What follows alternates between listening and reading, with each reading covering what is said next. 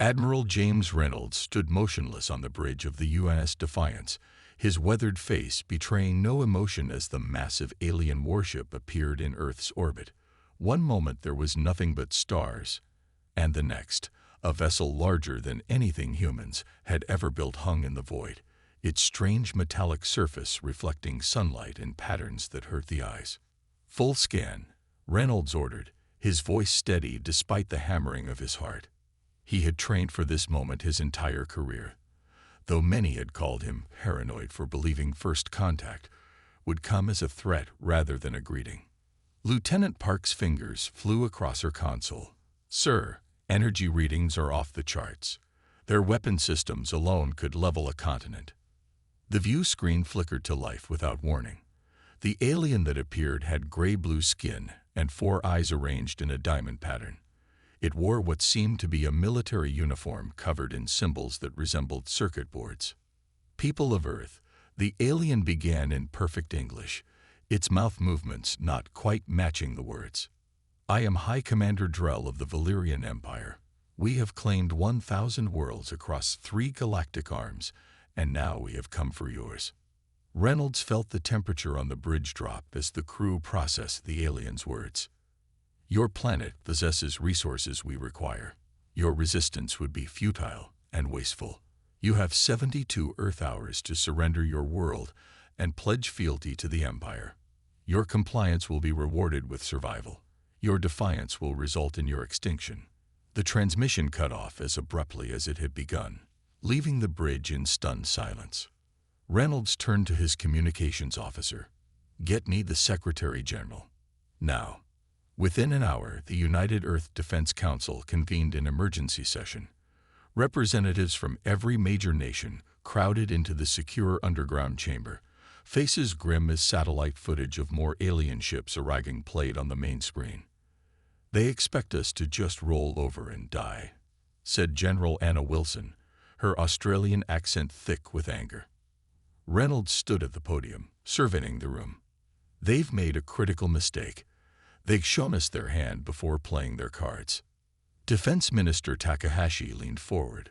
"What do you propose, Admiral?" "We've been developing weapons in secret for decades, preparing for exactly this scenario. Project Thunderbolt is ready for deployment." The Chinese representative, Colonel Liu, shook his head. "Thunderbolt is untested against alien technology. We can't be certain." "Nothing is certain in war," Reynolds interrupted. "But I know this. Humans don't surrender our home without a fight." As the council debated, scientists at bases around the world were already analyzing the scans of the alien vessels, searching for weaknesses. Dr. Emma Delacroix found herself staring at energy readings that defied conventional physics. "They're shields," she muttered to her team at the European Space Defense Facility. "They're configured to repel energy-based attacks, but I'm seeing potential vulnerabilities to kinetic impacts." Outside, ordinary citizens watched the skies with dread. News networks broadcast continuous coverage of the alien ships. In New York, Tokyo, Lagos, and Moscow, people prepared for the worst, some fleeing the cities, others stockpiling supplies, many simply holding loved ones close. Back on the Defiance, Reynolds issued orders to the global fleet. All ships maintain stealth protocols, weapon systems on standby, but do not power up targeting arrays. Let them think we're paralyzed with fear. His executive officer, Commander Thomas Rivera, stood at his side. "Sir, do you think we can win this?" Reynolds watched as the 12th alien vessel materialized in Earth orbit. His jaw tightened. "When? I don't know.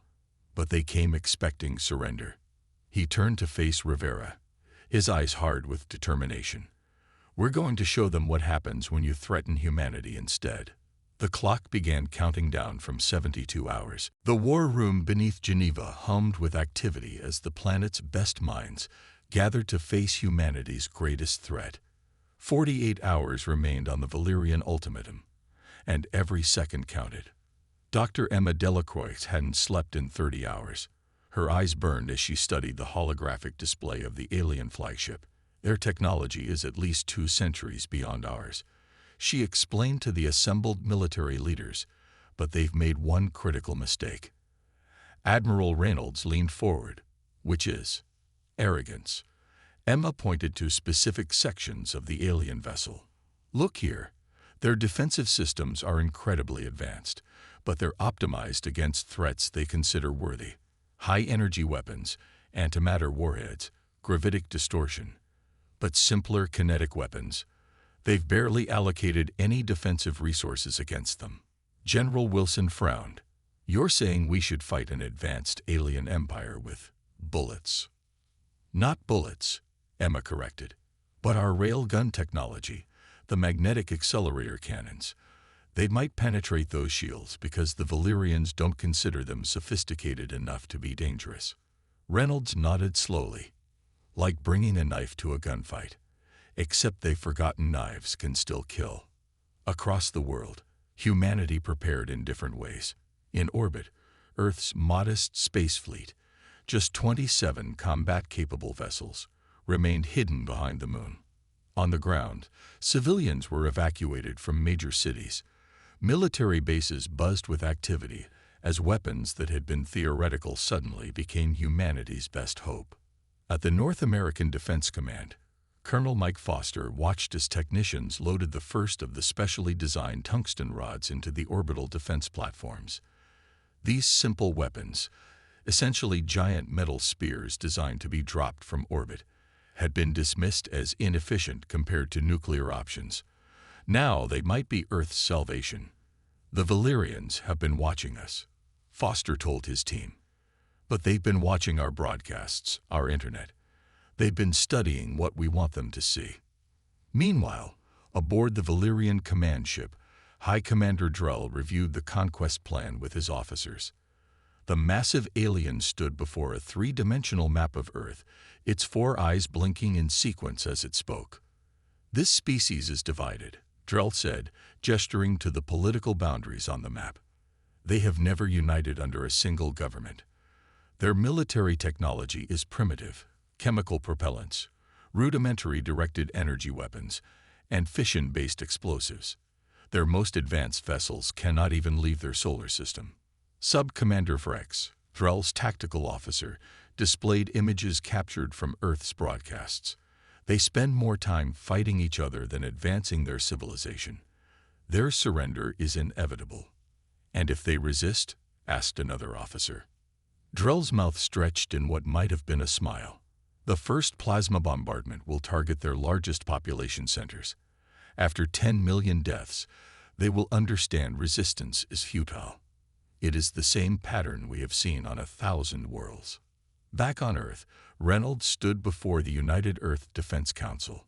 Representatives from every nation watched him in tense silence. The Valyrians have conquered 1,000 worlds, he said, but none of those worlds were Earth. None of those species were human. He activated a display showing Earth's defensive plans. We have hidden our true capabilities. Our Thunderbolt platforms, our railgun network, our stealth fleet, they're in for a surprise. The Russian representative spoke up. Even with surprise, can we win against such technology? Reynolds didn't hesitate. Throughout human history, we've faced overwhelming odds. From the ancient battles of Thermopylae and Agincourt to the turning points of our world wars, humans have always found ways to overcome superior forces. He looked around the room, meeting each person's eyes. The Valyrians studied our divisions, our conflicts. What they failed to understand is this: nothing unites humans like a common enemy. As the deadline neared 24 hours, humanity readied its response. Not surrender, but defiance. The final hour of the Valyrian ultimatum approached. In command centers across Earth, military personnel watched the countdown clocks with grim determination. No one spoke of surrender. Admiral Reynolds stood on the bridge of the UNS Defiance, which remained hidden in the shadow of the moon along with Earth's other vessels. His uniform was crisp, his posture rigid. The weight of humanity's future pressed down on his shoulders, but his voice betrayed none of that pressure when he spoke. Open the channel to all Earth forces. The communications officer nodded. Channel open, sir. Reynolds took a deep breath. "This is Admiral Reynolds to all Earth Defense Forces. In 5 minutes, the Valyrians expect our surrender. Instead, they will receive Operation Thunderbolt. Trust your training. Remember what we fight for. Every human being, every city, every child's future. They depend on what we do in the next hour." He paused. "It has been the highest honor of my life to serve with you all." Reynolds out. Across the globe, soldiers and pilots readied themselves. In orbit, the hidden defense platforms, disguised as communication satellites or space debris, silently aligned their targeting systems on the Valyrian vessels. On the Valyrian command ship, High Commander Drell watched with four-eyed satisfaction as the deadline approached. "Prepare the first demonstration strike," he ordered. "Target their city called Tokyo. 10 million lives should convince them of our resolve." "Sir," his tactical officer reported, "we're detecting no movement from their defensive forces. No communications, no weapon signatures." Drell made a sound that might have been a laugh. "As expected, they cower in fear, perhaps arguing among themselves about who will deliver their surrender." The final seconds ticked away. The deadline passed. No surrender transmission received. The communications officer reported. Drell's upper eyes narrowed. "They test my patience. Proceed with the demonstration strike." Before the order could be carried out, alerts blared across the Valyrian bridge. Energy signatures detected. Multiple points around the planet. Earth struck first. From 200 hidden orbital platforms, magnetic accelerator cannons fired in perfect synchronization. Slugs of dense tungsten, accelerated to a significant fraction of light speed, streaked toward the Valyrian ships. The alien shields, optimized for energy weapons, failed to stop the simple kinetic projectiles. 2 Valyrian destroyers ruptured immediately, their hulls torn open by the impacts. The command ship shuddered as 3 slugs struck it in quick succession. "Impossible!" Drell roared as his ship's warning systems screamed. Their weapons were primitive. Our intelligence. "Direct strike on power grid 3. An officer shouted. "Shield generators failing." From behind the moon, Earth's space fleet emerged, led by the UNS Defiance. The ships were small compared to the Valyrian vessels, but they moved with coordinated precision, launching waves of missiles toward the now vulnerable alien ships. On Earth, massive ground-based railguns, hidden inside mountains or beneath the ocean, fired upward. Each projectile carried a payload of specialized electronic warfare devices designed by Dr. Delacroix's team based on their analysis of Valyrian communications. General Wilson directed the ground assault from her command post in Australia. "All batteries continue firing. Target their weapons arrays first, then propulsion systems." The Valyrians, recovering from their shock, returned fire. Energy beams lanced down from their ships, carving smoking craters into Earth's surface. But without full shields, they were vulnerable in ways they had never expected. In orbit, Captain Lisa Rodriguez piloted her fighter squadron through the chaos. "Phoenix Squadron, form up. Target the damaged section of their flagship." Her 12 fighters dove toward the largest Valyrian vessel, releasing their payloads into the gaping wound in its hull. High Commander Drell stumbled as explosions rocked his ship. For the first time in his long career of conquest, he felt something unfamiliar: doubt. "All ships, defensive formation," he ordered. "Prepare for sustained combat. These humans," his voice dropped to a whisper, "they choose to die fighting." What he didn't yet understand was that humans weren't fighting to die with honor. They were fighting to win. High Commander Drell braced himself against his command console as another impact rocked the flagship. Warning lights bathed the bridge in angry red. 3 of his 12 ships had been destroyed or disabled, and the rest were taking damage at an alarming rate. "How is this possible?" he snarled at his tactical officer. "They are using primitive kinetic weapons." Sub-Commander Frex worked frantically at his station. "The humans concealed their true capabilities. Our intelligence was incomplete. Their projectiles are simple, but the delivery systems are far more advanced than we believed." Drell's 4 eyes blinked rapidly in agitation. Recalibrate the shields. Adapt to their attack pattern. In Earth orbit, Captain Lisa Rodriguez led her fighter squadron through a debris field of Valyrian hull fragments. Her small craft darted between energy beams that could vaporize them with a single hit. Phoenix 3 and 4, break left, she commanded. Target the weapon emplacements on their starboard side. 5 and 6, with me. We're going for their engines.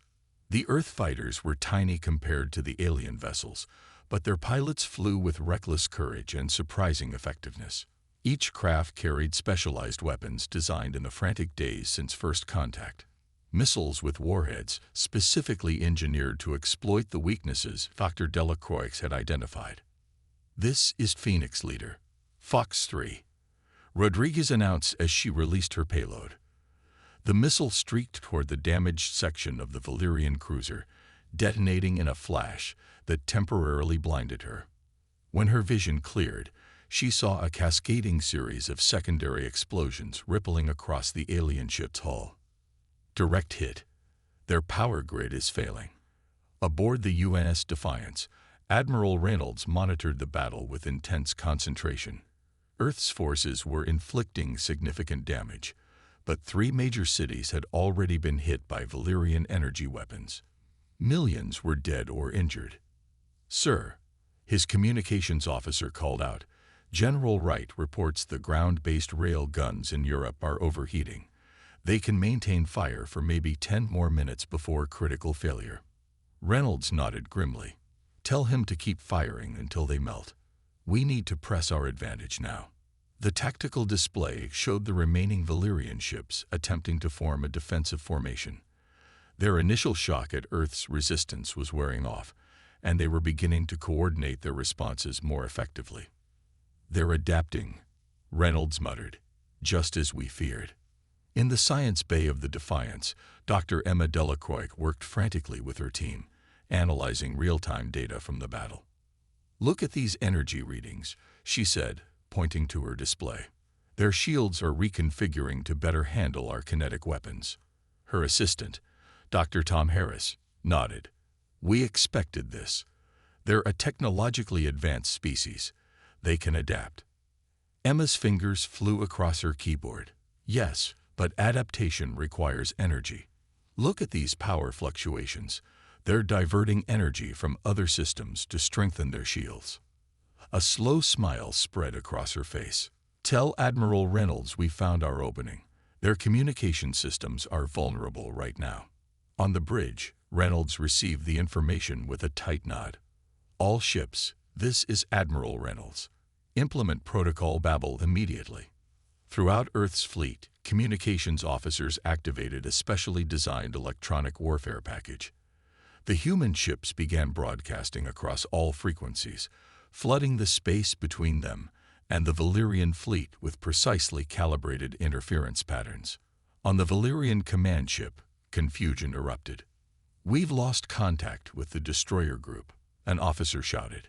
Communications are being jammed.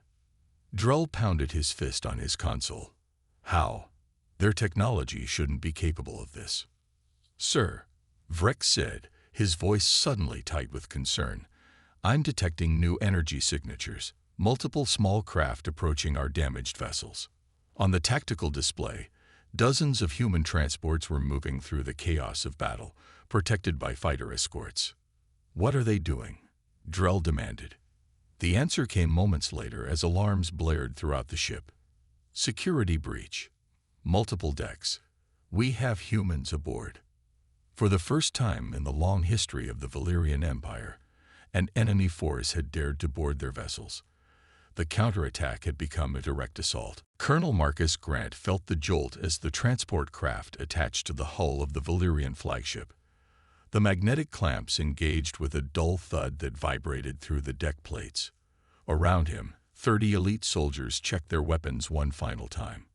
They represented the best special forces operators from a dozen nations, former rivals now united against an alien threat. Remember, Grant said, his voice calm despite the danger ahead, we stick to the plan. Team Alpha secures the path to the central core. Team Beta handles any resistance. Team Charlie places the packages. The soldiers nodded. They all wore experimental combat suits designed to work in various atmospheric conditions. Each carried a standard rifle, but their secondary weapons were the real key to the mission, specialized tech developed by Dr. Delacroix's team. Cutting through in 3, 2, 1. The breaching tool burned through the alien hull in a shower of sparks. The circular section fell away, revealing the interior of the Valyrian ship. Go, go, go, Grant ordered.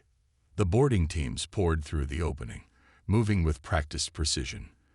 The interior of the ship was strange. Corridors with curved walls glowing with a soft blue light. Atmosphere slightly thinner than Earth normal. Air is breathable, reported Sergeant Miller after checking her equipment. Gravity about 80% of Earth standard. Grant nodded. Stay alert. We don't know. A door slid open ahead of them, revealing 4 Valyrian soldiers. The aliens were tall, their gray-blue skin contrasting with their dark armor. Each carried what appeared to be an energy weapon. Both sides reacted instantly. The aliens fired first, energy beams lancing toward the human soldiers. 2 men went down, their armor smoking. The rest of the team returned fire, bullets tearing through the unprepared aliens. They weren't expecting a boarding action, Grant realized aloud. Their internal security isn't prepared for this. Tech specialist David Wilson moved forward, examining a control panel on the wall. I think I can access their systems from here. His fingers moved across the alien interface, using techniques developed from analyzing the limited data Earth had gathered. How long? Grant asked. 3 minutes, Wilson replied. Their computer architecture is different, but code is code. The principles are universal. While Wilson worked, the rest of the team secured their position. More aliens appeared at the far end of the corridor, but a barrage of gunfire drove them back. We need to move faster, Grant said. Jones, take Team Beta and create a diversion 2 decks up. Make some noise. Draw their security forces away from our primary target. Lieutenant Jones nodded, leading half the team toward an access shaft. Wilson stepped back from the panel. Got it. I've accessed their basic systems. Life support, internal sensors, door controls. Can you find us a route to their central core? Wilson nodded, projecting a holographic map from his wrist device. This way. 4 decks up, then across the main processing hub. The team moved through the alien vessel, encountering sporadic resistance. The Valyrians fought bravely, but they were clearly unprepared for combat inside their own ships. Their tactics suggested they rarely faced enemies who got this close. In another part of the ship, Team Beta was creating the promised diversion. They planted small explosive charges at key junctions, timing them to detonate in sequence, drawing Valyrian security forces in multiple directions. Grant's team reached a massive chamber filled with humming equipment. This is it, Wilson said. Their central processing core, the heart of their command and control system. The specialist pulled several devices from his pack, small black boxes covered in complex circuitry. Dr. Delacroix's special gift for our new alien friends. What exactly will these do? Asked Corporal Lee as she helped place the devices. Wilson smiled grimly. They contain quantum-entangled viruses. Once activated, they'll spread through the Valyrian network, disrupting their targeting systems, communications, shield harmonics, everything. Grant checked his watch. How much time do we need? 2 minutes to place the devices, another 30 seconds to activate them. Then we need to get the hell out of here before the system purge detects foreign code. Grant nodded, keying his radio. All teams, prepare for extraction in 5 minutes. Complete your objectives and fall back to the transports. As Wilson worked, Grant looked around at the alien technology surrounding them. Despite the danger, he couldn't help feeling a moment of awe. Humans had just made their first steps into the stars, and now they were fighting for survival against an empire that spanned galaxies. Yet here they stood, deep inside the enemy's command ship, about to strike a blow that might turn the tide. Alarms blared throughout the Valyrian flagship as High Commander Drell received increasingly desperate reports from all fronts. His 4 eyes blinked rapidly, a sign of extreme stress among his species. The human boarding parties have been detected in 15 different sections, his security chief reported. They're somehow bypassing our internal defenses. And our fleet? Drell demanded. Sub-Commander Vrex looked up from his console, his expression grim. 5 ships destroyed, 3 critically damaged. The rest are sustaining heavy fire from both orbital platforms and the human fleet. Drell slammed his fist on the command table. This is impossible. Their technology is primitive. Their species is divided. A junior officer approached cautiously, holding a datapad. Sir, we've captured several humans from one of their boarding parties. Initial interrogation has yielded concerning information. The datapad showed footage of a wounded human soldier strapped to an examination table. Despite obvious pain, the human's eyes blazed with defiance. Your species, the Valyrian interrogator said in the recording, has never achieved unified planetary government. You fight among yourselves constantly. How can you suddenly coordinate so effectively? The human, a woman with dark skin and a torn uniform bearing the insignia of the African Union Defense Force, laughed through bloody teeth. You think we need to like each other to kill a common enemy. Buddy, you really don't understand humans at all. Drell watched the interrogation footage with growing unease. The human explained how Earth's nations, despite their differences, had secretly prepared for alien contact for decades. Underground facilities, hidden weapon systems, contingency plans for invasion, all concealed from casual observation. We've been watching the skies since before we had electricity, the captive human said. We've imagined this moment in 1,000 stories. Did you really think we wouldn't be ready? On the UNS Defiance, Admiral Reynolds received the report from Colonel Grant's boarding team with grim satisfaction.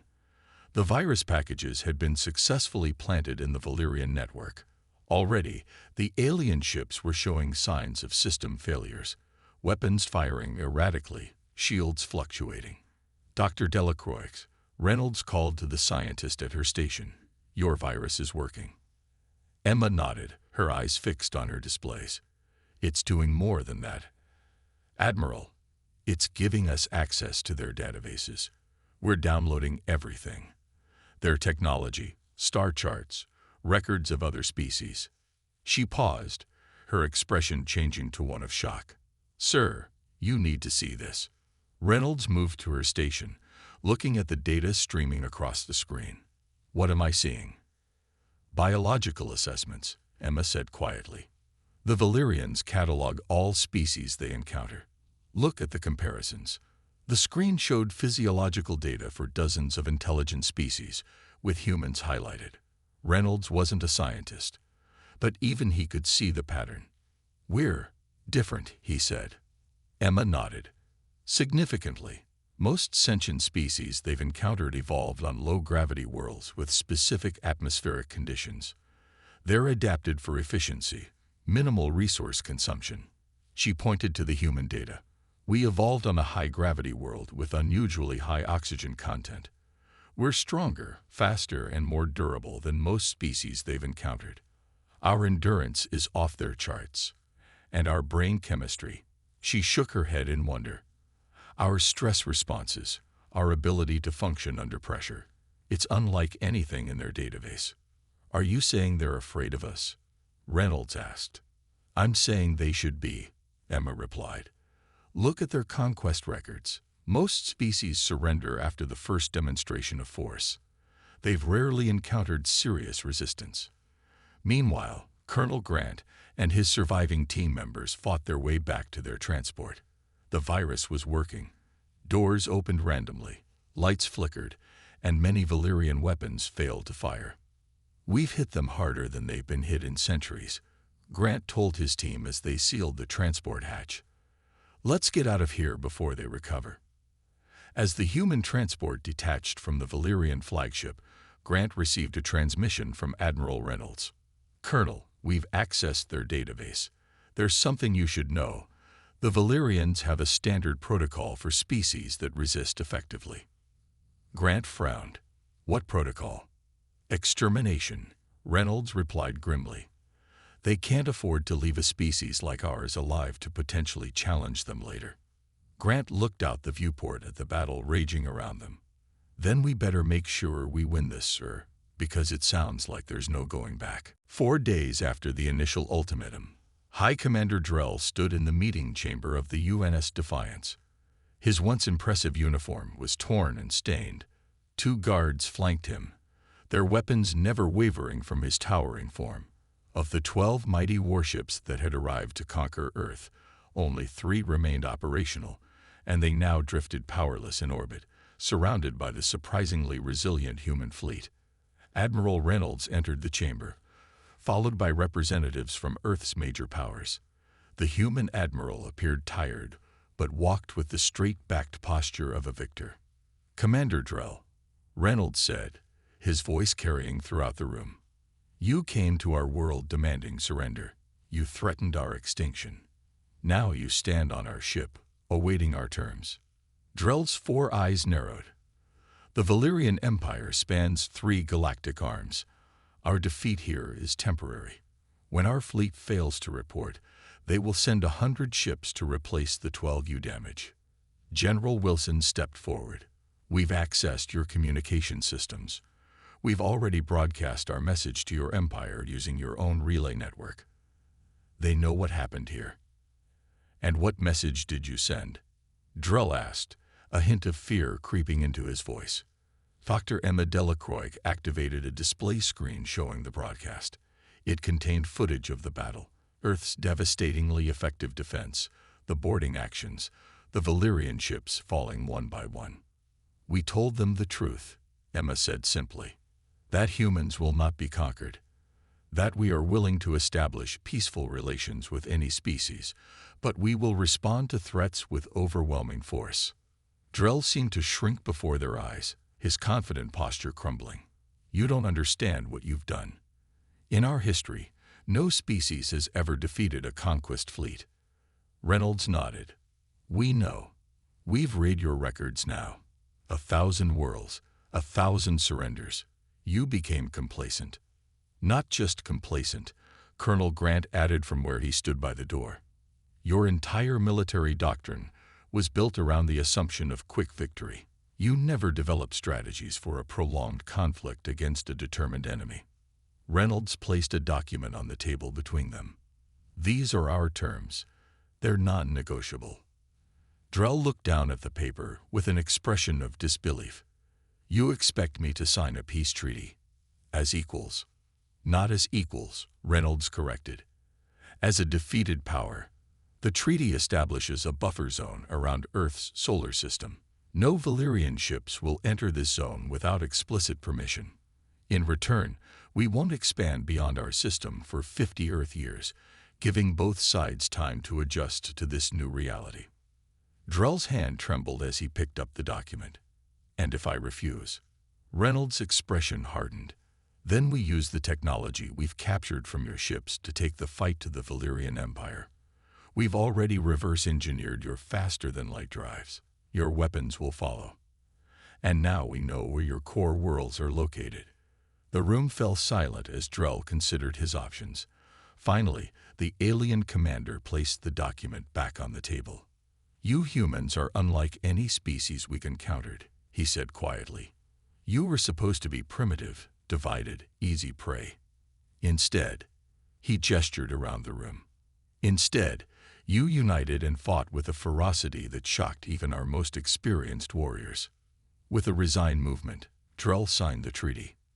1 week later, Admiral Reynolds stood on the observation deck of the Defiance, watching as the remaining Valyrian ships prepared to depart Earth orbit. Dr. Delacroix joined him, carrying data tablets filled with information extracted from the alien databases. "What do you think happens now?" she asked. Reynolds considered the question. "Now the real work begins. We use what we've learned to prepare. 50 years isn't long to ready ourselves for whatever comes next." "The galaxy is watching us now," Emma said, The Valyrians weren't the only empire out there. Reynolds nodded, his gaze fixed on the stars. Let them watch. Let them see what happened when the Galactic Empire demanded Earth's surrender, and humans responded with firepower. The message should be clear enough. As the Valyrian ships disappeared into faster-than-light jumps, Earth began a new chapter in its history, no longer isolated, no longer innocent, but standing proudly among the stars as a power to be reckoned with. For the first time in 1,000 conquests, the Valyrian Empire had tasted defeat, and for the first time in human history, the people of Earth looked to the stars not with wonder or fear, but with the confidence of victors.